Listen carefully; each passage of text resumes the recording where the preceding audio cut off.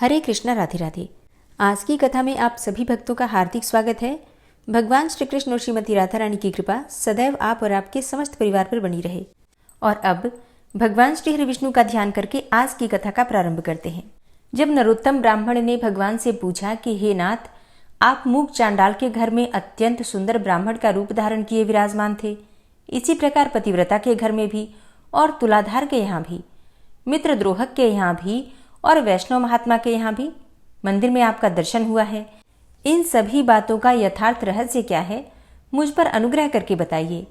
तब श्री भगवान ने कहा, हे विप्रवर, मूक चांडाल सदा अपने माता पिता में भक्ति रखता है, शुभा देवी पतिव्रता है, तुलाधार सत्यवादी है और सब लोगों के प्रति समान भाव रखता है, अद्रोहक ने लोभ और काम पर विजय पाई है तथा वैष्णव मेरा अनन्य भक्त है।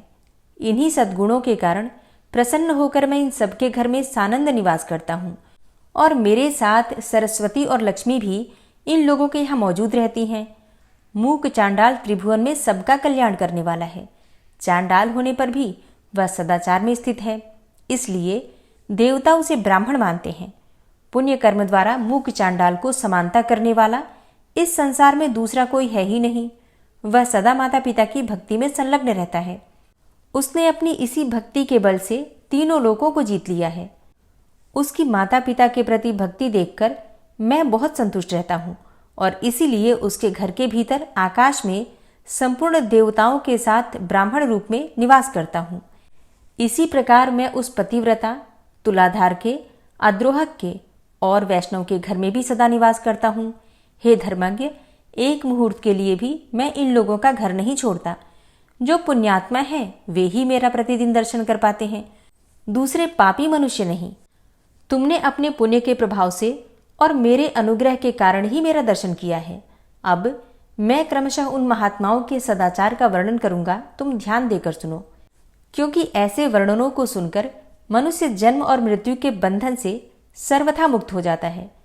देवताओं में भी माता और पिता से बढ़कर कोई तीर्थ नहीं है। जिसने माता पिता की आराधना की है वही पुरुषों में श्रेष्ठ है। वह मेरे हृदय में रहता है और मैं उसके हृदय में। हम दोनों में कोई अंतर नहीं रह जाता। यह लोक और परलोक में भी वह मेरे ही समान पूज्य है। वह अपने समस्त बंधु बांधवों के साथ मेरे रमणीय धाम में पहुंचकर मुझ में ही लीन हो जाता है। माता पिता की आराधना के बल से ही वह नरश्रेष्ठ मूक चांडाल तीनों लोकों की बातें जानता है। फिर इस विषय में तुम्हें विस्मय क्यों हो रहा है? ब्राह्मण ने पूछा, हे जगदीश्वर, मोह और अज्ञानवश पहले माता पिता की आराधना न करके फिर भले बुरे का ज्ञान होने पर यदि मनुष्य पुनः माता पिता की सेवा करना चाहे तो उसके लिए क्या कर्तव्य है? तब श्री भगवान बोले, हे विप्रवर, 1 वर्ष, 1 मास, 1 पक्ष, 1 सप्ताह अथवा 1 दिन भी जिसने माता पिता की भक्ति की है वह मेरे धाम को प्राप्त होता है, तथा जो उनके मन को कष्ट पहुंचाता है वह अवश्य ही नरक में पड़ता है। जिसने पहले अपने माता पिता की पूजा की हो या ना की हो, यदि उनकी मृत्यु के पश्चात वह सांड छोड़ता है तो उसे पितृभक्ति का फल मिल जाता है। जो बुद्धिमान पुत्र अपना सर्वस्व लगाकर माता पिता का श्राद्ध करता है वह जाति स्मर अर्थात पूर्व जन्म की बातों को स्मरण करने वाला होता है और उसे पितृभक्ति का पूरा फल मिल जाता है। श्राद्ध से बढ़कर महान यज्ञ तीनों लोकों में दूसरा कोई नहीं है। इसमें जो कुछ दान दिया जाता है वह सब अक्षय हो जाता है। दूसरों को जो दान दिया जाता है उसका फल 10,000 गुना होता है। अपनी जाति वालों को देने से लाख गुना, पिंड दान में लगाया हुआ धन करोड़ गुना और ब्राह्मण को देने पर वह अनंत गुना फल देने वाला बताया गया है। जो गंगा जी के जल में और गया में, प्रयाग में, पुष्कर, काशी, सिद्धकुंड तथा गंगा सागर संगम तीर्थ के लिए अन्नदान करता है उसकी मुक्ति निश्चित है तथा उसके पितर अक्षय स्वर्ग को प्राप्त करते हैं, उनका जन्म सफल हो जाता है। जो विशेषतः गंगा जी में तिल मिश्रित जल के द्वारा तर्पण करता है उसे भी मोक्ष का मार्ग मिल जाता है। फिर जो पिंड दान करता है उसके लिए तो कहना ही क्या है। अमावस्या और युगादि तिथियों को तथा चंद्रमा और सूर्य ग्रहण के दिन जो पार्वण श्राद्ध करता है वह अक्षय लोक का भागी होता है। उसके पितर उसे प्रिय आशीर्वाद और अनंत भोग प्रदान करके 10,000 वर्षों तक तृप्त रहते हैं। इसलिए प्रत्येक पर्व पर पुत्रों को प्रसन्नतापूर्वक पार्वण श्राद्ध करना चाहिए। माता पिता के इस श्राद्ध यज्ञ का अनुष्ठान करके मनुष्य सब प्रकार के बंधनों से मुक्त हो जाता है। जो श्राद्ध प्रतिदिन किया जाता है उसे नित्य श्राद्ध माना गया है। जो पुरुष श्रद्धापूर्वक नित्य श्राद्ध करता है वह अक्षय लोक का उपभोग करता है। इसी प्रकार कृष्ण पक्ष में विधि पूर्वक काम्य श्राद्ध का अनुष्ठान करके मनुष्य मनोवांछित फल प्राप्त करता है। आषाढ़ की पूर्णिमा के बाद जो 5 पक्ष आता है, जिसे महालय या पितृपक्ष कहते हैं, उसमें पितरों का श्राद्ध करना चाहिए। उस समय सूर्य कन्या राशि पर गए हैं या नहीं, इसका विचार नहीं करना चाहिए। जब सूर्य कन्या राशि पर स्थित होते हैं उस समय से लेकर 16 दिन तक उत्तम दक्षिणाओं से संपन्न यज्ञों के समान महत्व रखते हैं। उन दिनों में इस परम पवित्र काम्य श्राद्ध का अनुष्ठान करना उचित है। इससे श्राद्धकर्ता का मंगल होता है। यदि उस समय श्राद्ध न हो सके तो जब सूर्य तुला राशि पर स्थित हो उसी समय कृष्ण पक्ष आदि में उक्त श्राद्ध करना उचित है। चंद्र ग्रहण के समय सभी दान भूमि दान के समान होते हैं। सभी ब्राह्मण व्यास के समान माने जाते हैं और समस्त जल गंगा जल के तुल्य हो जाता है। चंद्र ग्रहण में दिया हुआ दान और समय की अपेक्षा लाख गुना तथा सूर्य ग्रहण का 10 लाख गुना अधिक फल देने वाला बताया गया है। और यदि गंगा जी का जल प्राप्त हो जाए तब तो चंद्र ग्रहण का दान करोड़ गुना और सूर्य ग्रहण में दिया हुआ दान 10 करोड़ गुना अधिक फल देने वाला होता है। विधि पूर्वक 1 लाख गोदान करने से जो फल प्राप्त होता है वह चंद्र ग्रहण के समय गंगा जी में स्नान करने से मिल जाता है। जो चंद्रमा और सूर्य के ग्रहण में गंगा जी के जल में डुबकी लगाता है उसे संपूर्ण तीर्थों में स्नान करने का फल प्राप्त होता है। यदि रविवार को सूर्य ग्रहण और सोमवार को चंद्र ग्रहण हो तो वह चूड़ामणि नामक योग कहलाता है। उसमें स्नान और दान का अनंत गुना फल प्राप्त होता है। उस समय पुण्य तीर्थों में पहले उपवास करके जो पुरुष पिंडदान, तर्पण तथा धनदान करता है वह सत्यलोक में प्रतिष्ठित होता है। ब्राह्मण ने पूछा, हे देव, आपने पिता के लिए किए जाने वाले श्राद्ध नामक महायज्ञ का वर्णन किया। अब यह बताइए कि पुत्र को पिता के जीते जी क्या करना चाहिए। कौन सा कर्म करके बुद्धिमान पुत्र को जन्म जन्मांतरों में परम कल्याण की प्राप्ति हो सकती है। ये सब बातें यत्नपूर्वक बताने की कृपा कीजिए। तब श्री भगवान बोले, हे विप्रवर, पिता को देवता के समान समझकर उनकी पूजा करनी चाहिए और पुत्र को उन पर बहुत स्नेह रखना चाहिए। पुत्र को कभी भी मन से भी उनकी आज्ञा का उल्लंघन नहीं करना चाहिए। जो पुत्र रोगी पिता की भली भांति परिचर्या करता है उसे अक्षय स्वर्ग की प्राप्ति होती है और वह सदा देवताओं द्वारा पूजित होता है। पिता जब मरणासन्न होकर मृत्यु के लक्षण देख रहे हों उस समय भी उनका पूजन करके पुत्र देवताओं के समान हो जाता है। पिता की सद्गति के निमित्त विधि पूर्वक उपवास करने से जो लाभ होता है अब उसका वर्णन करता हूं, तुम ध्यान पूर्वक सुनो। 1000 अश्वमेध और 100 राजसूय यज्ञ करने से जो पुण्य होता है वही पुण्य पिता के निमित्त उपवास करने से प्राप्त होता है। वही उपवास यदि तीर्थ में किया जाए तो उन दोनों यज्ञों से 100 गुना अधिक फल प्राप्त होता है। जिस श्रेष्ठ पुरुष के प्राण गंगा जी के जल में छूटते हैं वह पुनः माता के दूध का पान नहीं करता, वह मुक्त हो जाता है। जो अपने इच्छानुसार काशी में रहकर प्राण त्याग करता है वह मनोवांछित फल भोगकर मेरे स्वरूप में लीन हो जाता है। योग युक्त नैष्ठिक ब्रह्मचारी मुनियों को जिस गति की प्राप्ति होती है वही गति ब्रह्मपुत्र नदी की 7 धाराओं में प्राण त्याग करने वाले को मिल जाती है। विशेषतः अंतकाल में जो सोन नदी के उत्तर तट का आश्रय लेकर विधि पूर्वक प्राण त्याग करता है वह मेरी समानता को प्राप्त होता है। जिस मनुष्य की मृत्यु घर के भीतर होती है वह उस घर के छप्पर में जितनी गांठें बंधी रहती हैं उतने ही बंधन उसके शरीर में बंध जाते हैं। 1-1 वर्ष के बाद उसका एक बंधन खुलता है। पुत्र और भाई बंधु देखते रह जाते हैं, किसी के द्वारा उसे बंधन से छुटकारा नहीं मिलता। पर्वत, जंगल, दुर्गम भूमि या जल रहित स्थान में प्राण त्याग करने वाला मनुष्य दुर्गति को प्राप्त होता है। उसे कीड़े आदि की योनि में जन्म लेना पड़ता है। जिस मरे हुए व्यक्ति के शव का दाह संस्कार मृत्यु के दूसरे दिन होता है वह 60,000 वर्षों तक कुंभिपाक नरक में पड़ा रहता है। जो मनुष्य अस्पृश्य का स्पर्श करके या पतितावस्था में प्राण त्याग करता है वह चिरकाल तक नरक में निवास करके म्लेच्छ योनि में जन्म लेता है। पुण्य से अथवा पुण्य कर्म का अनुष्ठान करने से मर्त्यलोक निवासी सब मनुष्यों की मृत्यु के समय जैसी बुद्धि होती है वैसी ही गति उन्हें प्राप्त होती है। पिता के मरने पर जो बलवान पुत्र उनके शरीर को कंधे पर ढोता है, उसे पग पग पर अश्वमेध यज्ञ का फल प्राप्त होता है। पुत्र को चाहिए कि वह पिता के शव को चिता पर रखकर विधिपूर्वक मंत्रोच्चारण करते हुए पहले उसके मुख में आग दे, उसके बाद संपूर्ण शरीर का दाह करे। उस समय इस प्रकार कहे कि जो लोभ या मोह से तथा पाप पुण्य से आच्छादित हैं, उन पिताजी के इस शव का, उसके संपूर्ण अंगों का मैं दाह करता हूँ, ये दिव्य लोकों में जाएं। इस प्रकार दाह करके पुत्र अस्थि संचय के लिए कुछ दिन प्रतीक्षा में व्यतीत करे। फिर यथा समय अस्थि संचय करके दाशाह अर्थात 10वां दिन आने पर स्नान करके गीले वस्त्र का परित्याग कर दे।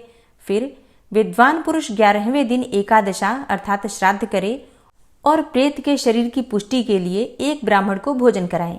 उस समय वस्त्र, पीढ़ा और चरण पादुका आदि वस्तुओं का विधिपूर्वक दान करें। दशाह के चौथे दिन किया जाने वाला श्राद्ध, चतुर्थाह 3 पक्षों के बाद किया जाने वाला त्रैपाक्षिक अथवा सार्धमासिक, 6 मास के भीतर होने वाला उनशान मासिक तथा वर्ष के भीतर किया जाने वाला उनाब्दिक श्राद्ध और इनके अतिरिक्त 12 महीनों के 12 श्राद्ध कुल 16 श्राद्ध माने गए हैं। जिसके लिए ये 16 श्राद्ध यथापूर्वक यथाशक्ति श्रद्धापूर्वक नहीं किए जाते, उसका पिशाचत्व स्थिर हो जाता है। अन्यान्य सैकड़ों श्राद्ध करने पर भी प्रेत योनि से उसका उद्धार नहीं होता। 1 वर्ष व्यतीत होने पर विद्वान पुरुष पार्वण श्राद्ध की विधि से सपिंडीकरण नामक श्राद्ध करे। ब्राह्मण ने पूछा, हे केशव, तपस्वी, वनवासी और गृहस्थ ब्राह्मण यदि धन से हीन हो तो उसका पितृकार्य कैसे हो सकता है? तब श्री भगवान बोले, जो तृण और काष्ठ का उपार्जन करके अथवा कौड़ी कौड़ी मांग कर पितृकार्य करता है, उसके कर्म का लाख गुना अधिक फल प्राप्त होता है। कुछ भी ना हो तो पिता की तिथि आने पर जो मनुष्य केवल गौओं को घास खिला देता है, उसे पिंडदान से भी अधिक फल प्राप्त होता है। पूर्व काल की बात है, विराट देश में एक अत्यंत दीन मनुष्य रहता था। एक दिन पिता की तिथि आने पर वह बहुत रोया। रोने का कारण यह था कि उसके पास श्राद्धोपयोगी सभी वस्तुओं का अभाव था। बहुत देर तक रोने के पश्चात उसने किसी विद्वान ब्राह्मण से कहा, हे ब्राह्मण, आज मेरे पिताजी की तिथि है, किंतु मेरे पास धन के नाम पर कौड़ी भी नहीं है। ऐसी दशा में क्या करने से मेरा हित होगा? आप मुझे उपदेश दीजिए जिससे कि मैं धर्म में स्थित रह सकूं। विद्वान ब्राह्मण ने कहा, हे तात, इस समय कुतप नामक मुहूर्त बीत रहा है। तुम शीघ्र ही वन में जाओ और पितरों के उद्देश्य से घास लाकर गऊ को खिला दो। तदनंतर ब्राह्मण के उपदेश से वह वन में गया और घास का बोझा लेकर बड़े हर्ष के साथ पिता की तृप्ति के लिए उसे गौ को खिला दिया। इस पुण्य के प्रभाव से वह देवलोक को चला गया। पितृयज्ञ से बढ़कर दूसरा कोई धर्म नहीं है, इसलिए पूर्ण प्रयत्न करके अपनी शक्ति के अनुसार मात्सर्य भाव का त्याग करके श्राद्ध करना चाहिए। जो मनुष्य लोगों के सामने इस धर्म संतान अर्थात धर्म का विस्तार करने वाले अध्याय का पाठ करता है, उसे प्रत्येक लोक में गंगा जी के जल में स्नान करने का फल प्राप्त होता है। जिसने प्रत्येक जन्म में महापातकों का संग्रह किया हो, उसका वह सारा संग्रह इस अध्याय का एक बार पाठ या फिर श्रवण करने मात्र से ही नष्ट हो जाता है। नरोत्तम ने पूछा, हे नाथ, पतिव्रता स्त्री मेरे बीते हुए वृतांत को कैसे जानती है? उसका प्रभाव कैसा है, यह सब बताने की कृपा करें।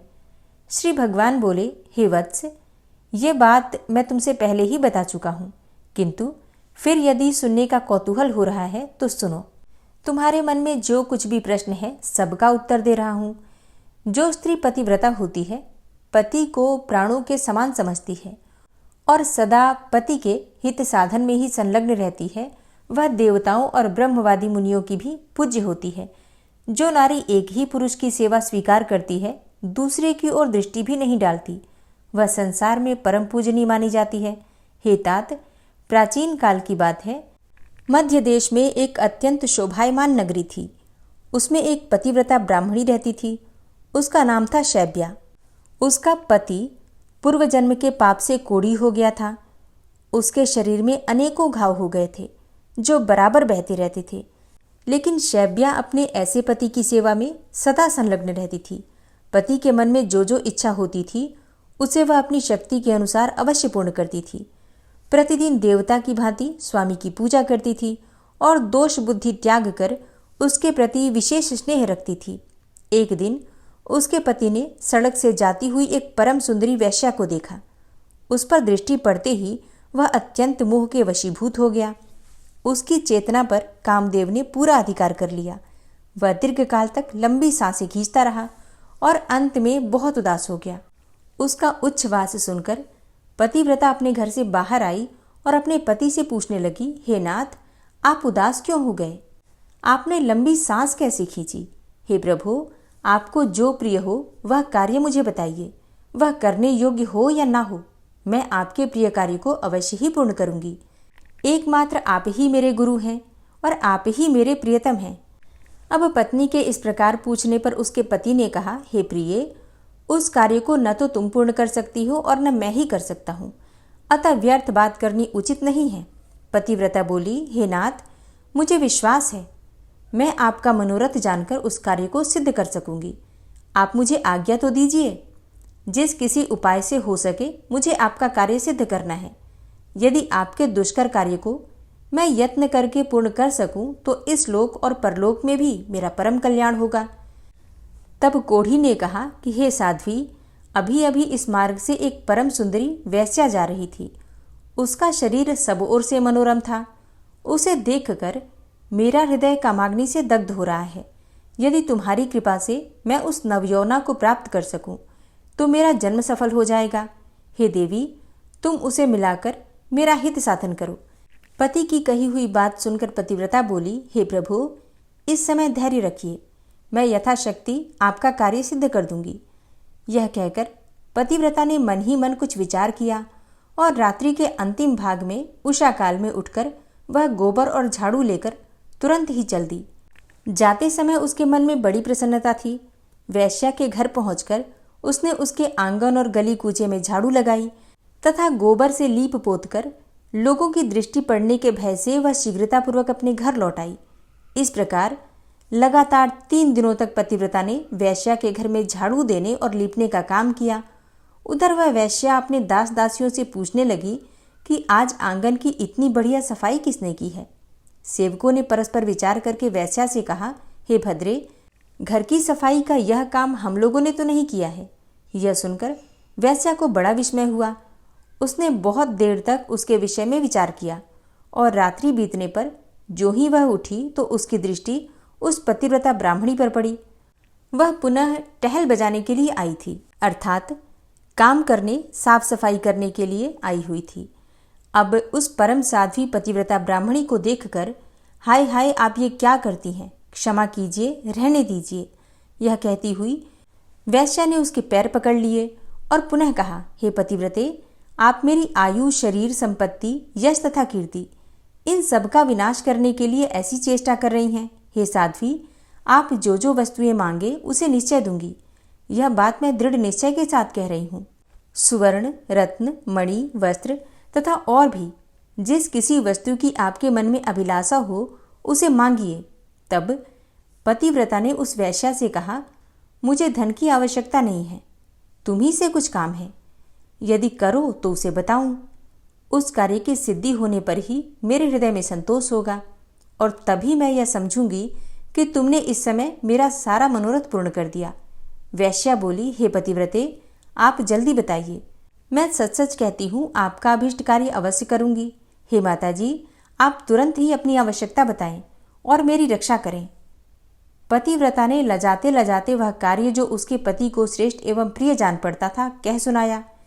उसे सुनकर वैश्या एक क्षण तक अपने कर्तव्य और उसके पति की पीड़ा पर कुछ विचार करती रही। दुर्गंध युक्त कोढ़ी मनुष्य के साथ संसर्ग करने की बात सोचकर उसके मन में बड़ा दुख हुआ। वह पतिव्रता से इस प्रकार बोली, हे देवी, यदि आपके पति मेरे घर पर आए तो मैं एक दिन उनकी इच्छा अवश्य पूर्ण करूंगी। पतिव्रता ने कहा, सुंदरी, मैं आज ही रात में अपने पति को लेकर तुम्हारे घर आ जाऊंगी और जब वे अपनी अभीष्ट वस्तु का उपभोग करके संतुष्ट हो जाएंगे तब पुनः उनको अपने घर वापस ले जाऊंगी। वैश्या बोली, हे महाभागे, अब शीघ्र ही अपने घर को पधारो। तुम्हारे पति आज आधी रात के समय मेरे महल में आ जाएं। यह सुनकर वह पतिव्रता स्त्री अपने घर चली आई और वहां पहुंचकर उसने अपने पति से निवेदन किया, हे प्रभु, आपका कार्य सफल हो गया। आज ही रात में आपको उसके घर जाना है। कोढ़ी ब्राह्मण बोला, हे देवी, मैं कैसे उसके घर जाऊंगा? मुझसे तो चला भी नहीं जाता। फिर किस प्रकार यह कार्य सिद्ध होगा? पतिव्रता बोली, हे प्राणनाथ, मैं आपको अपनी पीठ पर बैठाकर उसके घर पहुंचाऊंगी और आपका मनोरथ सिद्ध हो जाने पर फिर उसी मार्ग से लौटा ले आऊंगी। ब्राह्मण ने कहा, हे कल्याणी, तुम्हारे करने से ही मेरा सब कार्य सिद्ध होगा। इस समय तुमने जो काम किया है वह दूसरी स्त्रियों के लिए अत्यंत दुष्कर है। श्री भगवान कहते हैं कि उस नगर में किसी धनी के घर से चोरों ने बहुत सा धन चुरा लिया। यह बात जब राजा के कानों में पड़ी तब उन्होंने रात में घूमने वाले समस्त गुप्तचरों को बुलाया और कुपित होकर कहा कि यदि तुम्हें जीवित रहने की इच्छा है तो आज चोर को पकड़कर मेरे हवाले करो। राजा की यह आज्ञा पाकर सभी गुप्तचर व्याकुल हो उठे और चोर को पकड़ने की इच्छा से चल दिए। उस नगर के पास ही एक घना जंगल था जहाँ एक वृक्ष के नीचे महातेजस्वी मुनिवर मांडव्य समाधि लगाए बैठे थे। वे योगियों में प्रधान महर्षि अग्नि के समान देदीप्यमान हो रहे थे। ब्रह्मा जी के समान तेजस्वी उन महामुनि को देखकर दुष्ट गुप्तचरों ने आपस में कहा, यही चोर है। यह धूर्त अद्भुत रूप बनाए इस जंगल में निवास करता है। यो कहकर उन पापियों ने मुनिश्रेष्ठ मांडव्य को बांध लिया, किंतु उन कठोर स्वभाव वाले मनुष्यों से न तो उन्होंने कुछ कहा और न ही उनकी ओर दृष्टिपात ही किया। जब गुप्तचर उन्हें बांधकर राजा के पास ले गए तो राजा ने कहा, आज मुझे चोर मिला है। तुम लोग इसे नगर के निकटवर्ती प्रवेश द्वार के मार्ग पर ले जाओ और चोर के लिए जो नियत दंड है वह इसे दो। उन्होंने मांडव्य मुनि को वहां ले जाकर मार्ग में गड़े हुए शूल पर रख दिया। वह शूल मुनि के गुदाद्वार से प्रविष्ट होकर मस्तक के पार हो गया। उनका सारा शरीर शूल से बिध गया। इसी बीच में आधी रात के घोर अंधकार में, जबकि आकाश में घटाएं घिरी हुई थी, वह पतिव्रता ब्राह्मणी अपने पति को पीठ पर बिठाकर वैश्या के घर जा रही थी। वह मुनि के निकट से होकर निकली, अतः उस कोढ़ी का शरीर मांडव्य मुनि के शरीर से छू गया। अब कोढ़ी के संसर्ग से उनकी समाधि भंग हो गई। वे कुपित होकर बोले, जिसने इस समय मुझे गाढ़ वेदना का अनुभव कराने वाली कष्टमय अवस्था में पहुंचा दिया, वह सूर्योदय होते होते भस्म हो जाए। मांडव्य मुनि के इतना कहते ही वह कोढ़ी पृथ्वी पर गिर पड़ा। तब पतिव्रता ने कहा कि आज से 3 दिनों तक सूर्य का उदय ही न हो। यूं कहकर वह अपने पति को घर ले गई और एक सुंदर शैया पर सुलाकर स्वयं उसे थाम कर बैठ गई। उधर मुनिश्रेष्ठ मांडव्य उस कोढ़ी को शाप देकर अपने अभीष्ट स्थान को चले गए। संसार में 3 दिनों के समय तक का सूर्य का उदय होना रुक गया। चराचर प्राणियों सहित संपूर्ण त्रिलोकी व्यथित हो उठी। यह देखकर समस्त देवता इंद्र को आगे करके ब्रह्मा जी के पास गए और सूर्योदय न होने का समाचार निवेदन करते हुए बोले, हे भगवान, सूर्य के उदय न होने का क्या कारण है, यह हमारी समझ में नहीं आता। इस समय आप जो उचित हो करें। उनकी बात सुनकर ब्रह्मा जी ने पतिव्रता ब्राह्मणी और मांडव्य मुनि का सारा वृतांत कह सुनाया। तदनंतर देवता विमानों पर आरूढ़ होकर प्रजापति को आगे करके शीघ्र ही पृथ्वी पर उस कोढ़ी ब्राह्मण के घर के पास गए। उनके विमानों की कांति तथा मुनियों के तेज से पतिव्रता के घर के भीतर सैकड़ों सूर्यों का सा प्रकाश छा गया। उस समय हंस के समान तेजस्वी विमानों द्वारा आए हुए देवताओं को पतिव्रता ने देखा। वह अपने पति के समीप लेटी हुई थी। ब्रह्मा जी ने उसे संबोधित करके कहा, माता, संपूर्ण देवताओं, ब्राह्मणों और गौ आदि प्राणियों की जिससे मृत्यु होने की संभावना है, ऐसा कार्य तुम्हें क्यों कर पसंद आया? सूर्योदय के विरुद्ध जो तुम्हारा क्रोध है उसे त्याग दो। पतिव्रता बोली, हे भगवान, एकमात्र पति ही मेरे गुरु हैं। ये मेरे लिए संपूर्ण लोकों से बढ़कर हैं। सूर्योदय होते ही मुनि के शाप से उनकी मृत्यु हो जाएगी। इसी हेतु से मैंने सूर्य को शाप दिया है। क्रोध, मोह, लोभ, मात्सर्य अथवा काम के वश होकर ऐसा मैंने नहीं किया है।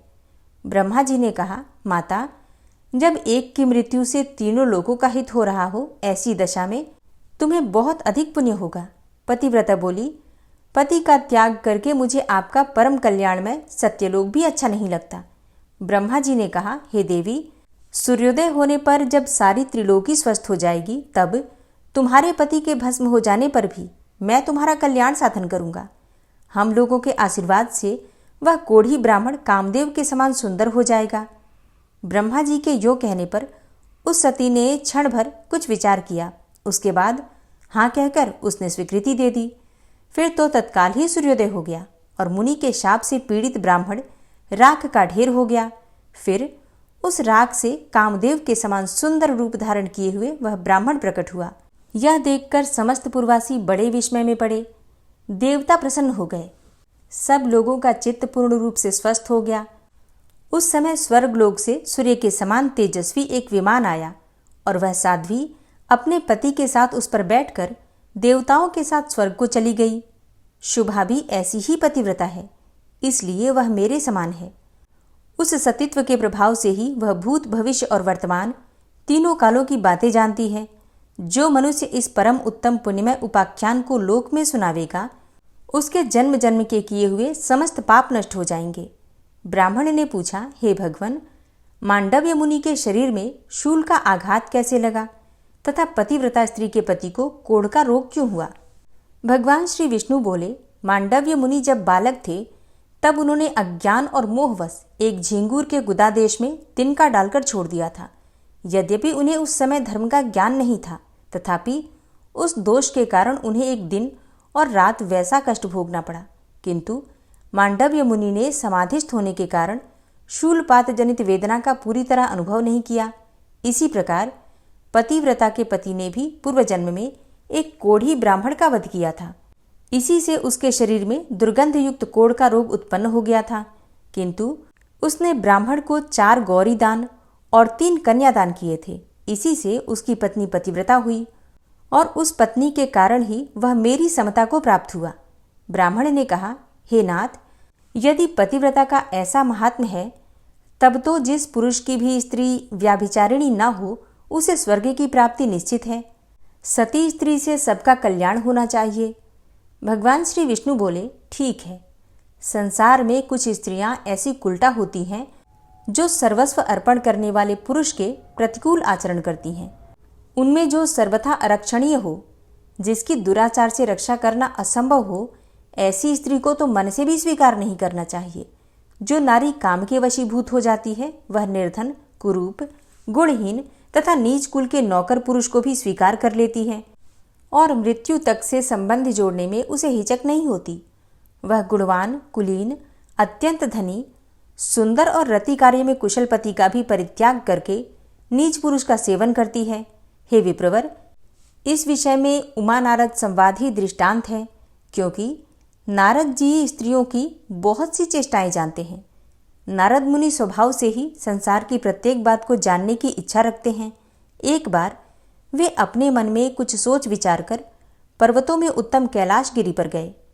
वहां उन महात्मा मुनि ने पार्वती जी को प्रणाम करके पूछा, हे देवी, मैं कामिनियों की कुचेष्टाएं जानना चाहता हूँ। मैं इस विषय में बिल्कुल अनजान हूँ और विनीत भाव से प्रश्न कर रहा हूँ, अतः आप मुझे यह बात बताइए। पार्वती देवी ने कहा, हे नारद, युवती स्त्रियों का चित्त सदा पुरुषों में ही लगा रहता है, इसमें तनिक भी संदेह नहीं है। नारी घी से भरे हुए घड़े के समान है और पुरुष दहकते हुए अंगारे के समान। इसलिए घी और अग्नि को एक स्थान पर नहीं रखना चाहिए। जैसे मतवाले हाथी को महावत अंकुश और मुगदर की सहायता से अपने वश में करता है, उसी प्रकार स्त्रियों का रक्षक उन्हें दंड के बल से ही काबू में रख सकता है। बचपन में पिता, जवानी में पति और बुढ़ापे में पुत्र नारी की रक्षा करता है। उसे कभी भी स्वतंत्रता नहीं देनी चाहिए।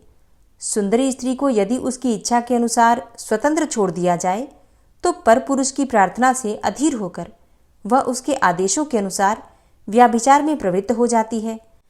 जैसे तैयार की हुई रसोई पर दृष्टि न रखने से उस पर कौवे और कुत्ते अधिकार जमा लेते हैं, उसी प्रकार युवती नारी स्वच्छंद होने पर व्याभिचारिणी हो जाती है। फिर उस कुलटा के संसर्ग से सारा कुल दूषित हो जाता है। पराये बीज से उत्पन्न होने वाला मनुष्य वर्णशंकर है। सदाचारिणी स्त्री पितृकुल और पतिकुल दोनों का सम्मान बढ़ाती हुई उन्हें कायम रखती है। साध्वी नारी अपने कुल का उद्धार करती और दुराचारिणी उसे नरक में गिराती है। कहते हैं कि संसार में स्त्री के ही अधीन स्वर्ग, कुल, कलंक, यश अपयश, पुत्र पुत्री और मित्र आदि की स्थिति है। इसलिए विद्वान पुरुष संतान की इच्छा से विवाह करे। जो पापी पुरुष मोहवश किसी साध्वी स्त्री को दूषित करके छोड़ देता है, वह उस स्त्री की हत्या का पाप भोगता हुआ नरक में गिरता है। जो पराई स्त्री के साथ बलात्कार करता अथवा उसे धन का लालच देकर फंसाता है, वह इस संसार में स्त्री का हत्यारा कहलाता है और मरने के पश्चात घोर नरक में पड़ता है। पराई स्त्री का अपहरण करके मनुष्य चांडाल कुल में जन्म लेता है। इसी प्रकार पति के साथ वंचना करने वाली व्याभिचारिणी स्त्री चिरकाल तक नरक भोगकर कौवे की योनि में जन्म लेती है और उच्छिष्ट एवं दुर्गंध युक्त पदार्थ खा खाकर जीवन बिताती है। तदनंतर मनुष्य योनि में जन्म लेकर विधवा होती है। जो माता, गुरुपत्नी, ब्राह्मणी, राजा की रानी या दूसरी किसी प्रभु की पत्नी के साथ समागम करता है, वह अक्षय नरक में गिरता है। बहिन, भांजे की स्त्री, बेटी, बेटे की बहू, चाची, मामी, बुआ तथा मौसी आदि अन्यान्य स्त्रियों के साथ समागम करने पर भी कभी नरक से उद्धार नहीं होता। यही नहीं, उसे ब्रह्म हत्या का पाप भी लगता है तथा वह अंधा, गूंगा और बहरा होकर निरंतर नीचे गिरता जाता है। उस अधःपतन से उसका कभी बचाव नहीं हो पाता। तब ब्राह्मण ने पूछा, हे भगवान, ऐसा पाप करके मनुष्य का उससे किस प्रकार उद्धार हो सकता है? श्री भगवान ने कहा, उपर्युक्त स्त्रियों के साथ समागम करने वाला पुरुष लोहे की स्त्री अर्थात प्रतिमा बनवाकर उसे आग में खूब तपाए, फिर उसका गाढ़ आलिंगन करके प्राण त्याग कर दे और शुद्ध होकर परलोक की यात्रा करे। जो मनुष्य गृहस्थाश्रम का परित्याग करके मुझ में मन लगाता है और प्रतिदिन मेरे गोविंद नाम का स्मरण करता है, उसके सभी पापों का नाश हो जाता है। उसके द्वारा की हुई हजारों ब्रह्म हत्याएं, 100 बार किया हुआ गुरुपत्नी समागम, 1,00,000 बार किया हुआ पैष्ठी मदिरा का सेवन, सुवर्ण की चोरी, पापियों के साथ चिरकाल तक संसर्ग रखना, ये तथा और भी जितने भी बड़े बड़े पाप एवं पातक हैं, वे सब मेरा नाम लेने से तत्काल नष्ट हो जाते हैं। ठीक उसी तरह जैसे कि अग्नि के पास पहुंचने पर रुई के ढेर जल जाते हैं। अतः मनुष्य को उचित है कि वह मेरे गोविंद नाम का स्मरण करके पवित्र हो जाए, परंतु जो नाम के भरोसे पाप करता है, नाम उसकी रक्षा कभी नहीं करता, अथवा जो प्रतिदिन मुझ गोविंद का कीर्तन और पूजन करते हुए गृहस्थाश्रम में निवास करता है, वह पाप से तर जाता है। हे तात, गंगा के रमणीय तट पर चंद्रग्रहण की मंगलमयी बेला में करोड़ों गोदान करने से जो फल प्राप्त होता है मनुष्य को, उससे हजारों गुना अधिक फल गोविंद का कीर्तन करने मात्र से प्राप्त हो जाता है। कीर्तन करने वाला मनुष्य मेरे वैकुंठ धाम में सदा निवास करता है। पुराण में मेरी कथा सुनने से मानव मेरी समानता प्राप्त करता है। जो पुराण की कथा सुनाता है उसे मेरा सायुज्य प्राप्त होता है। अतः प्रतिदिन पुराण का श्रवण करना चाहिए। पुराण धर्मों का संग्रह है। हे विप्रवर, अब मैं सती स्त्रियों में जो अत्यंत उत्कृष्ट गुण होते हैं उनका वर्णन करता हूँ। सती स्त्री का वंश शुद्ध होता है, वहाँ सदा लक्ष्मी निवास करती हैं। सती के पितृकुल और पतिकुल दोनों कुलों को तथा उसके स्वामी को भी स्वर्गलोक की प्राप्ति होती है। जो स्त्रियां अपने जीवन का पूर्वकाल पुण्य पाप भित्रित कर्मों में व्यतीत करके पीछे भी पतिव्रता होती हैं, उन्हें भी मेरे लोक की प्राप्ति हो जाती है। जो स्त्री अपने स्वामी का अनुगमन करती है, वह शराबी, ब्रह्म हत्यारे तथा सब प्रकार के पापों से लदे हुए पति को भी अपने साथ स्वर्ग में ले जाती है। जो मरे हुए पति के पीछे प्राण त्याग करके जाती है, उसे स्वर्ग की प्राप्ति निश्चित है। जो नारी पति का अनुगमन करती है, वह मनुष्य के शरीर में जितने भी रोएं, जैसे कि 3.5 करोड़ रोम होते हैं, उतने ही वर्षों तक स्वर्ग लोक में निवास करती है। यदि पति की मृत्यु कहीं दूर हो जाए तो उसका चिन्ह पाकर जो स्त्री चिता की अग्नि में प्राण त्याग करती है, वह अपने पति का पाप से उद्धार कर देती है। जो स्त्री पतिव्रता होती है उसे चाहिए कि यदि पति की मृत्यु परदेश में हो जाए तो उसका कोई चिन्ह प्राप्त करे और उसे ही लेकर अग्नि में शयन करके स्वर्गलोक की यात्रा करे। यदि ब्राह्मण जाति की स्त्री मरे हुए पति के साथ चिता की अग्नि में प्रवेश करे तो उसे आत्मघात का दोष लगता है, जिससे न तो वह अपने को और न ही अपने पति को ही स्वर्ग में पहुंचा पाती है। इसलिए ब्राह्मण जाति की स्त्री अपने मरे हुए पति के साथ जलकर न मरे, यह ब्रह्मा जी की आज्ञा है। ब्राह्मणी विधवा को वैधव्य व्रत का आचरण करना चाहिए। जो विधवा एकादशी का व्रत नहीं रखती, वह दूसरे जन्म में भी विधवा ही होती है तथा प्रत्येक जन्म में दुर्भाग्य से पीड़ित रहती है। मछली मांस खाने और व्रत न करने से वह चिरकाल तक नरक में रहकर फिर कुत्ते की योनि में जन्म लेती है। जो कुलनाशनी विधवा दुराचारिणी होकर मैथुन कराती है, वह नरक यातना भोगने के पश्चात 10 जन्मों तक गीधनी होती है, फिर 2 जन्मों तक लोमड़ी होकर पीछे मनुष्य योनि में जन्म लेती है। उसमें भी बाल विधवा होकर दासी भाव को प्राप्त होती है। ब्राह्मण ने कहा, हे भगवान, यदि आपका मुझ पर अनुग्रह है तो अब कन्यादान के फल का वर्णन कीजिए, साथ ही उसकी यथार्थ विधि भी बतलाइए। श्री भगवान बोले, हे ब्राह्मण, रूपवान, गुणवान, कुलीन, तरुण, समृद्धिशाली और धन धान्य से संपन्न वर को कन्यादान करने का जो फल प्राप्त होता है उसे श्रवण करो। जो मनुष्य आभूषणों से युक्त कन्या का दान करता है, उसके द्वारा पर्वत, वन और काननों सहित संपूर्ण पृथ्वी का दान हो जाता है। जो पिता कन्या का शुल्क लेकर खाता है, वह नरक में पड़ता है। जो मूर्ख अपनी पुत्री को बेच देता है, उसका कभी नरक से उद्धार नहीं होता। जो लोभवश अयोग्य पुरुष को कन्या का दान करता है, वह रौरव नरक में पड़कर अंत में चांडाल होता है। इसी से विद्वान पुरुष दामाद से शुल्क लेने का कभी विचार भी मन में नहीं लाते। अपनी ओर से दामाद को जो कुछ भी दिया जाता है वह अक्षय हो जाता है। पृथ्वी, गौ, सोना, धन धान्य और वस्त्र आदि जो कुछ भी दामाद को दहेज के रूप में दिया जाता है, सब अक्षय फल का देने वाला होता है। जैसे कटी हुई डोर घड़े के साथ स्वयं भी कुएं में डूब जाती है, उसी प्रकार यदि दाता संकल्प किए हुए दान को भूल जाता है और दान लेने वाला पुरुष फिर उसे याद दिलाकर मांगता नहीं, तो वे दोनों ही नरक में पड़ते हैं। सात्विक पुरुष को उचित है कि वह जामाता को दहेज में देने के लिए निश्चित की हुई सभी वस्तुएं अवश्य दे डालें। न देने पर पहले तो वह नरक में पड़ता है, फिर प्रतिग्रह लेने वाले के दास के रूप में जन्म ग्रहण करता है।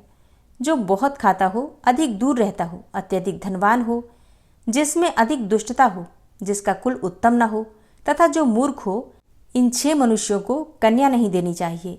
इसी प्रकार अति वृद्ध, अत्यंत दीन, रोगी, अति निकट रहने वाले, अत्यंत क्रोधी और असंतुष्ट, इन 6 व्यक्तियों को भी कन्यादान नहीं करना चाहिए। इन्हें कन्या देकर मनुष्य नरक में पड़ता है। धन के लोभ से या फिर सम्मान मिलने की आशा से जो कन्या देता या एक कन्या दिखाकर दूसरी का विवाह कर देता है, वह भी नरकगामी होता है। जो प्रतिदिन इस परम उत्तम पुण्यमय उपाख्यान का श्रवण करता है, उसके जन्म जन्म के पाप नष्ट हो जाते हैं। हरे कृष्णा। आज की कथा का यहीं पर समापन करती हूँ। उम्मीद करती हूँ आज की कथा आपको जरूर पसंद आई होगी। और अब आप सुनेंगे श्री नारायण कवच, जिसके सुनने मात्र से भगवान श्री हरि विष्णु की असीम कृपा आपको प्राप्त होगी। श्री नारायण कवच। भगवान श्री हरि गरुड़ जी की पीठ पर अपने चरण कमल रखे हुए हैं। अणिमा आदि 8 सिद्धियां उनकी सेवा कर रही हैं और 8 हाथों में शंख, चक्र, ढाल, तलवार, गदा, बाण, धनुष और पाश अर्थात फंदा धारण किए हुए हैं। वे ही ओंकार स्वरूप प्रभु सब प्रकार से सब ओर से मेरी रक्षा करें। मत्स्य मूर्ति भगवान जल के भीतर जल तंतुओं से और वरुण के पास से मेरी रक्षा करें। माया से ब्रह्मचारी रूप धारण करने वाले वामन भगवान स्थल पर और विश्वरूप श्री त्रिविक्रम भगवान आकाश में मेरी रक्षा करें। जिनके घोर अट्टहास करने पर सब दिशाएं गूंज उठी थी और दैत्य पत्नियों के गर्भ गिर गए थे, वे दैत्ययुत पतियों के शत्रु भगवान नृसिंह किले, जंगल, रणभूमि आदि विकट स्थानों में मेरी रक्षा करें। अपनी दाढ़ों पर पृथ्वी को उठा लेने वाले यज्ञ मूर्ति वाराह भगवान मार्ग में, परशुराम जी पर्वतों के शिखरों पर और लक्ष्मण जी के सहित भरत के बड़े भाई भगवान रामचंद्र प्रवास के समय मेरी रक्षा करें। भगवान नारायण मारण, मोहन आदि भयंकर अभिचारों और सब प्रकार के प्रमादों से मेरी रक्षा करें। ऋषि श्रेष्ठ नर गर्व से, योगेश्वर भगवान दत्तात्रेय योग के विघ्नों से और त्रिगुणाधिपति भगवान कपिल कर्म बंधन से मेरी रक्षा करें। परम ऋषि सनत कुमार कामदेव से, हयग्रीव भगवान मार्ग में चलते समय देव मूर्तियों को नमस्कार आदि न करने के अपराध से और देवर्षि नारद सेवा अपराधों से और भगवान कच्छप सब प्रकार के नरकों से मेरी रक्षा करें। भगवान धन्वंतरी कुपथ्य से, जितेंद्र भगवान ऋषभदेव सुख दुख आदि भयदायक द्वंद्वों से, यज्ञ भगवान लोकापवाद से और बलराम जी मनुष्यकृत कष्टों से और श्री शेष जी क्रोधवश नामक सर्पों के गणों से मेरी रक्षा करें। भगवान श्री कृष्ण द्वैपायन व्यास जी अज्ञान से तथा बुद्धदेव पाखंडियों से और प्रमाद से मेरी रक्षा करें। धर्म रक्षा करने वाले महान अवतार धारण करने वाले भगवान कल्कि पाप बहुल कलिकाल के दोषों से मेरी रक्षा करें। प्रातःकाल भगवान केशव अपनी गदा लेकर, कुछ दिन चढ़ जाने पर भगवान गोविंद अपनी बांसुरी लेकर, और दोपहर के पहले भगवान नारायण अपनी तीक्ष्ण शक्ति लेकर, और दोपहर को भगवान विष्णु चक्रराज सुदर्शन लेकर मेरी रक्षा करें। तीसरे पहर में भगवान मधुसूदन अपना प्रचंड धनुष लेकर मेरी रक्षा करें, और सायंकाल में ब्रह्मा आदि त्रिमूर्तिधारी माधव, सूर्यास्त के बाद ऋषिकेश, अर्धरात्रि के पूर्व तथा अर्धरात्रि के समय अकेले भगवान पद्मनाभ मेरी रक्षा करें। रात्रि के पिछले प्रहर में श्रीवत्स लांछन श्रीहरि, उषा काल में खड्गधारी भगवान जनार्दन, और सूर्योदय से पूर्व श्री दामोदर, और संपूर्ण संध्याओं में काल मूर्ति भगवान विश्वेश्वर मेरी रक्षा करें। हे सुदर्शन, आपका आकार चक्र रथ के पहिए की तरह है। आपके किनारे का भाग प्रलयकालीन अग्नि के समान अत्यंत तीव्र है। आप भगवान की प्रेरणा से सबोर घूमते रहते हैं। जैसे आग वायु की सहायता से सूखे घास फूस जला डालती है, वैसे ही आप हमारी शत्रु सेना को शीघ्र से जला दीजिए। हे कौमुद की गदा, आपसे छूटने वाली चिंगारियों का स्पर्श वज्र के समान असह्य है। आप भगवान अजित की प्रिया हैं और मैं उनका सेवक हूँ। इसलिए आप कुष्मांड, विनायक, यक्ष, राक्षस, भूत और प्रेत आदि ग्रहों को अभी कुचल डालिए तथा मेरे शत्रुओं को चूर चूर कर दीजिए। हे शंखश्रेष्ठ, आप भगवान श्री कृष्ण के फूंकने से भयंकर शब्द करके मेरे शत्रुओं का दिल दहला दीजिए एवं यातुधान, प्रमथ, प्रेत, मातृका, पिशाच तथा ब्रह्म राक्षस आदि भयावने प्राणियों को यहाँ से तुरंत भगा दीजिए। भगवान की श्रेष्ठ तलवार, आपकी धार बहुत तीक्ष्ण है। आप भगवान की प्रेरणा से मेरे शत्रुओं को छिन्न भिन्न कर दीजिए। भगवान की प्यारी ढाल, आप में सैकड़ों चंद्राकार मंडल है। आप पाप दृष्टि, पापात्मा शत्रुओं की आंखें बंद कर दीजिए और उन्हें सदा के लिए अंधा बना दीजिए। सूर्य आदि ग्रह, धूमकेतु, पुच्छल तारे आदि केतु, दुष्ट मनुष्य, सर्प आदि रेंगने वाले जंतु, दाढ़ों वाले हिंसक पशु, भूत प्रेत आदि तथा पापी प्राणियों से हमें जो भय हो और जो हमारे मंगल के विरोधी हों, वे सभी भगवान के नाम, रूप तथा आयुधों का कीर्तन करने से तत्काल नष्ट हो जाएं। बृहद, रथंतर आदि सामवेदीय स्तोत्रों से जिनकी स्तुति की जाती है, वे वेद मूर्ति भगवान गरुड़ और विश्वक्सेन जी अपने नामोच्चारण के प्रभाव से हमें सब प्रकार की विपत्तियों से बचाएं। श्रीहरि के नाम, रूप, वाहन, आयुध तथा श्रेष्ठ पार्षद हमारी बुद्धि, इंद्रिय, मन और प्राणों को सब प्रकार की आपत्तियों से बचाएं। जितना भी कार्य अथवा कारण रूप जगत है, वह वास्तव में भगवान ही है। इस सत्य के प्रभाव से हमारे सारे उपद्रव नष्ट हो जाएं। जो लोग ब्रह्म और आत्मा की एकता का अनुभव कर चुके हैं, उनकी दृष्टि में भगवान का स्वरूप समस्त विकल्पों से रहित है, भेदों से रहित है। फिर भी वे अपनी माया शक्ति के द्वारा भूषण, आयुध और रूप नामक शक्तियों को धारण करते हैं। यह बात निश्चित रूप से सत्य है। इस कारण सर्वज्ञ, सर्वव्यापक भगवान श्रीहरि सदा सर्वत्र सब स्वरूपों से हमारी रक्षा करें। जो अपने भयंकर अट्टहास से सब लोगों के भय को भगा देते हैं और अपने तेज से सबका तेज ग्रस लेते हैं, वे भगवान नृसिंह दिशा विदिशा में, नीचे ऊपर बाहर भीतर सब ओर से हमारी रक्षा करें। हे देवराज इंद्र, मैंने तुम्हें यह नारायण कवच सुना दिया है। इस कवच से तुम अपने को सुरक्षित कर लो। बस फिर तुम अनायास ही सब दैत्य युद्धपतियों को जीत कर लोगे। इस नारायण कवच को धारण करने वाला पुरुष जिसको भी अपने नेत्रों से देख लेता है अथवा पैर से छू देता है, तत्काल समस्त भयों से वो मुक्त हो जाता है। जो इस वैष्णवी विद्या को धारण कर लेता है, उसे राजा, डाकू, प्रेत, पिशाच आदि और बाघ आदि हिंसक जीवों से कभी किसी प्रकार का भय नहीं होता। हे देवराज, प्राचीन काल की बात है, एक कौशिक गोत्री ब्राह्मण ने इस विद्या को धारण करके योग धारणा से अपना शरीर मरुभूमि में त्याग दिया। अब जहां उस ब्राह्मण का शरीर पड़ा था, उसके ऊपर से एक दिन गंधर्वराज चित्ररथ अपनी स्त्रियों के साथ विमान पर बैठकर निकले। वहां आते ही वे नीचे की ओर सिर किए विमान सहित आकाश से पृथ्वी पर गिर पड़े। इस घटना से उनके आश्चर्य की सीमा न रही जब उन्हें बालखिल्य मुनियों ने बतलाया कि यह नारायण कवच धारण करने का प्रभाव है। तब उन्होंने उस ब्राह्मण देव की हड्डियों को ले जाकर पूर्ववाहिनी सरस्वती नदी में प्रवाहित कर दिया और फिर स्नान करके वे अपने लोक को चले गए। श्री सुखदेव जी कहते हैं, हे परीक्षित, जो पुरुष इस नारायण कवच को समय पर सुनता है और जो आदरपूर्वक इसे धारण करता है, उसके सामने सभी प्राणी आदर से झुक जाते हैं और वह सब प्रकार के भयों से मुक्त हो जाता है। हे परीक्षित, शतक्रतु इंद्र ने आचार्य विश्वरूप जी से यह वैष्णवी विद्या प्राप्त करके रणभूमि में असुरों को जीत लिया और वे त्रैलोक्य लक्ष्मी का उपभोग करने लगे। श्री नारायण कवच संपूर्ण हुआ। श्री राधा कृपा कटाक्ष स्तोत्र। मुनीन्द्र वृंद वंदिते त्रिलोक शोक हारिणी प्रसन्न वक्त्र पंकजे निकुंज भूविलासिनी व्रजेन्द्र भानुनंदिनी व्रजेन्द्र सूनु संगते कदा करिष्यसि हमां कृपा कटाक्ष भाजनम्। अशोक वृक्ष वल्लरी वितान मंडपस्थिते प्रवाल बाल पल्लव प्रभारुणांध्रि कोमले वराभय स्फुरत्करे प्रभूत संपदालये कदा करिष्यसि हमां कृपा कटाक्ष भाजनम्।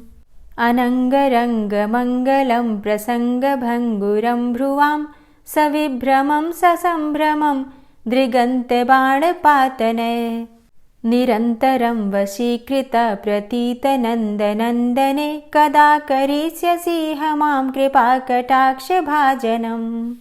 तडित्सुवर्ण चंपक प्रदीप्त गौर विग्रहे मुख प्रभा परास्त कोटि शारदेन्दु मंडले विचित्र चित्र संचर चकोर शावलोचने कदा करिष्यसि हमां कृपा कटाक्ष भाजनम्। मदोन्मदादि यौवने प्रमोदमान मंडिते प्रियानुराग रंजिते कला विलास पंडिते अनन्य धन्य कुंज राज्य काम केलि कोविदे कदा करिष्यसि हमां कृपा कटाक्ष भाजनम्। अशेष हाव भाव धीर हीर हार भूषिते प्रभूत शात कुंभ कुंभ कुंभि कुंभ सुस्तनि प्रशस्त मंद हास्य चूर्ण पूर्ण सौख्य सागरे कदा करिष्यसि हमां कृपा कटाक्ष भाजनम्। मृणाल वाल वल्लरी तरंग रंग दौर्लते लताग्रलास्य लोल नील लोचनावलोकने ललल्लुलन्मिलन्मनोज्ञ मुग्ध मोहिनाश्रिते कदा करिष्यसि हमां कृपा कटाक्ष भाजनम्। सुवर्ण मल्लिकांचित त्रिरेख कंबुकंठगे त्रिसूत्र मंगली गुण त्रिरत्न दीप्ति दीधिते सलोल नील कुंतल प्रसून गुच्छ गुंफिते कदा करिष्यसि हमां कृपा कटाक्ष भाजनम्। नितंब बिंबलंब मान पुष्प मेखला गुणे प्रशस्त रत्न किंकिणी कलाप मध्य मंजुले करींद्र शुंड दंडिकावरोह शोभ गोरुके कदा करिष्यसि हमां कृपा कटाक्ष भाजनम्। अनेक मंत्रनाद मंजुनूपुरारवस्खलत् समाज राजहंस वंश निक्वडाति गौरवे विलोल हेम वल्लरी विडम्बि चारु चंक्रमे कदा करिष्यसि हमां कृपा कटाक्ष भाजनम्। अनंत कोटि विष्णुलोक नम्र पद्मजार्चिते हिमाद्रिजा पुलोमजा विरिंचिजा वरप्रदे अपार सिद्धि रिद्धि दिग्ध सत्पदांगुली नखे कदा करिष्यसि हमां कृपा कटाक्ष भाजनम्। मखेश्वरी क्रियेश्वरी स्वधेश्वरी सुरेश्वरी त्रिवेद भारतीश्वरी प्रमाण शासनेश्वरी रमेश्वरी क्षमेश्वरी प्रमोद काननेश्वरी व्रजेश्वरी व्रजाधिपे श्रीराधिके नमोस्तुते। इतीममद्भुतं स्तवं निशम्य भानुनन्दिनी करोतु सन्ततं जनं कृपा कटाक्ष भाजनम्। भवेत्तदैव संचित त्रिरूप कर्म नाशनं लभेत्तदा ब्रजेन्द्र सूनु मंडल प्रवेशनम्। जय जय श्री राधे, जय जय श्री राधे। अगर आप शिव पुराण की कथा सुनना चाहते हैं तो मेरे दूसरे चैनल प्योरिटी ऑफ लाइफ पर पूरे फाल्गुन मास में शिव पुराण की कथा संपूर्ण रूप से सुनाई जा रही है, तो अगर आप चाहें तो उसे सुन सकते हैं। और आज की वीडियो आपको कैसी लगी कमेंट बॉक्स में ज़रूर बताइए। वीडियो अच्छी लगी हो तो इसे लाइक ज़रूर किया कीजिए और अगर संभव हो तो वीडियो को शेयर भी किया कीजिए। चैनल पर पहली बार आए हैं, अगर अभी तक आपने चैनल को सब्सक्राइब नहीं किया है तो आज की वीडियो अगर आपको अच्छी लगे तो चैनल को सब्सक्राइब करके बेल आइकन को ज़रूर प्रेस कर लीजिए। इससे ये होगा कि इस चैनल पर जो नई वीडियो अपलोड होंगी उनकी नोटिफिकेशन आपको सही समय पर प्राप्त होगी। मिलती हूँ मैं आपसे अगली वीडियो में, तब तक के लिए जय श्री राधे।